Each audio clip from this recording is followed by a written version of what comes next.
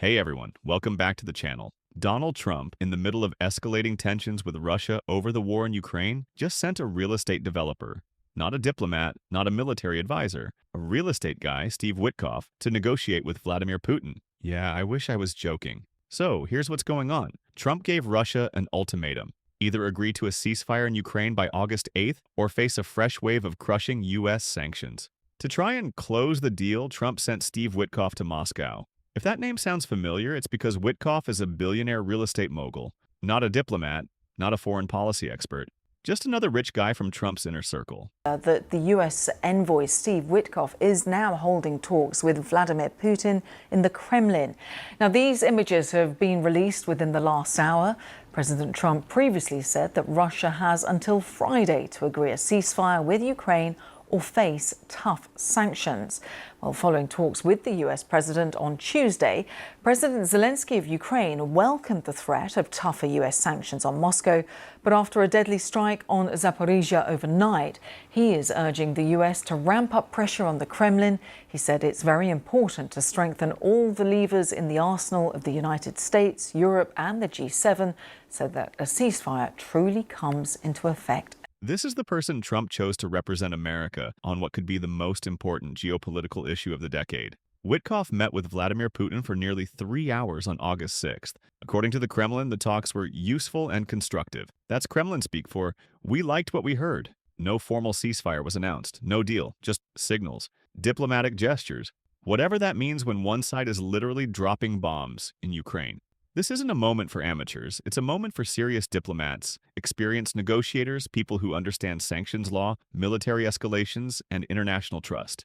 Instead, Trump pulled a name out of his real estate Rolodex.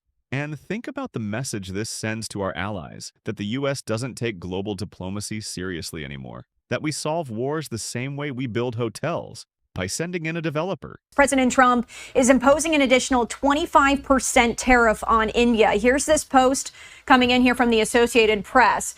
President Trump signed an executive order today to place that additional 25% tariff on India for its purchases of Russian oil, bringing the combined tariffs imposed by the U.S. on India to 50%. The tariffs would go into effect 21 days after the signing of the order, meaning that both India and Russia might have time to negotiate with the administration on the import taxes. President Trump's move could reshape India's economic ambitions. Many American companies have seen India as an alternative to the Chinese manufacturing that President Trump had hoped to reduce there through the use of tariffs. Even though China also buys oil from Russia, Beijing was not subject to the additional tariffs in the order signed by President Trump. Here's what's at stake if this deal fails. More sanctions on Russia, yes, but also on countries like India, Turkey, and even China who continue buying Russian oil. The first penalty already hit. Trump slapped a 50% tariff on India just today for importing Russian crude. If this pressure campaign backfires, it could fracture alliances, spike global oil prices, and even further isolate the U.S. on the world stage. So while Trump calls this a peace mission, it's starting to look more like economic blackmail, and one being handled by a man whose only qualification is owning luxury condos. This isn't just about Ukraine or Russia or tariffs, it's about how the U.S. sees itself in the world. Are we a serious force for peace and diplomacy, or are we just running a foreign policy reality show? This Witkoff diplomacy is the same kind of chaos Trump brought to every major decision during his first term. In other news, President Trump is threatening a federal takeover of D.C. after police say a former DOJ employee was brutally beaten in the nation's capital. Truly unbelievable. Lucas Thomason joins us live in Washington. Lucas, these type of attacks have been happening for years now. They sure have, Lawrence. Good morning also to Ainsley and Griff. For those eating breakfast, the image that we just showed you and we're about to show you again is tough to watch. The 19-year-old former DOJ staffer known as Big Balls was beaten by a violent mob of minors in the nation's capital in a popular part of town, according to police. A 15-year-old man and a 15-year-old woman were arrested and charged with unarmed carjacking. The attack prompted President Trump to post, "Crime in Washington, D.C. is totally out of control. Local youths and gang members, some only 14, 15, and 16 years old, are randomly attacking, mugging, maiming, and shooting innocent citizens. The most recent victim was beaten mercilessly by local thugs." Trump warned if crime is not dealt with properly, he may be forced to take over. Donald Trump is now threatening to federally take over Washington, D.C. after a violent incident involving a teenager and a former government worker. The story on the surface might seem like just another political stunt, but trust me, this one has serious implications for democracy, criminal justice, and how we respond to crime in America. Over the weekend, a former employee of the DOGE, that's the Department of Government Efficiency, was brutally attacked by a group of teenagers during an attempted carjacking in Logan Circle, D.C. The victim, Edward Correstein, who apparently went by the nickname Big Balls online, was left bloodied after trying to protect a woman. He posted a picture of his injuries on Truth Social, and that's where the whole situation exploded.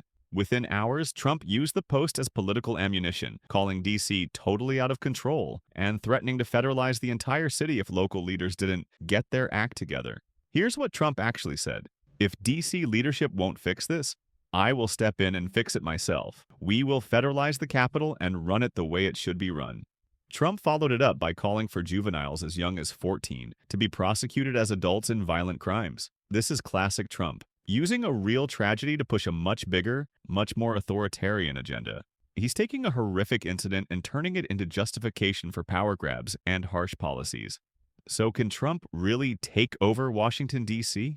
Short answer, not fully. Long answer, he can definitely make life harder.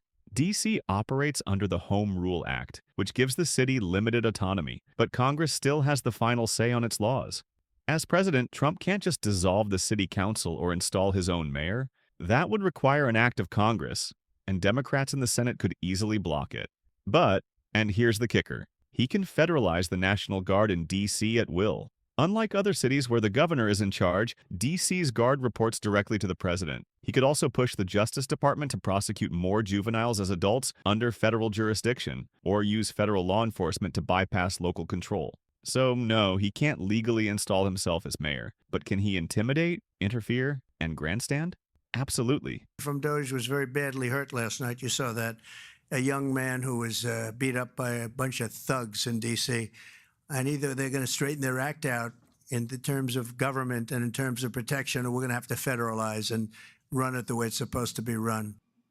Now, this summer, Edward Correstein, the former Doge lieutenant known as Big Ball, spoke to our own Jesse Waters. Elon Musk reacting to the attack on his platform X, saying, quote, "A few days ago, a gang of about a dozen young men tried to assault a woman in her car at night in D.C. A Doge team member saw what was happening, ran to defend her, and was severely beaten to the point of concussion, but he saved her. It is time to federalize D.C." Trump and conservative media are painting D.C. as some war zone, but here's what the data actually shows.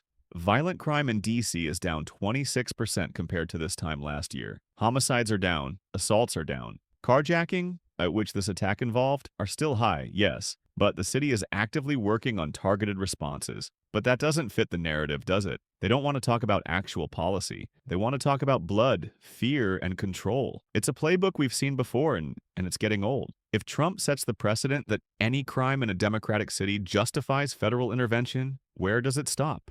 What happens when he says Chicago needs fixing, or Philadelphia, or Atlanta? And more importantly, what does this mean for D.C. statehood? The district has fought for years to gain full representation in Congress, and Trump is showing us exactly why they need it. Because without it, D.C. is uniquely vulnerable to political power grabs like this. Let's also talk about Trump's push to prosecute 14-year-olds as adults. This isn't a new idea. It's part of a decades-old tough-on-crime approach that research shows doesn't reduce crime, but does increase recidivism, destroy families, and strip kids of any chance at rehabilitation.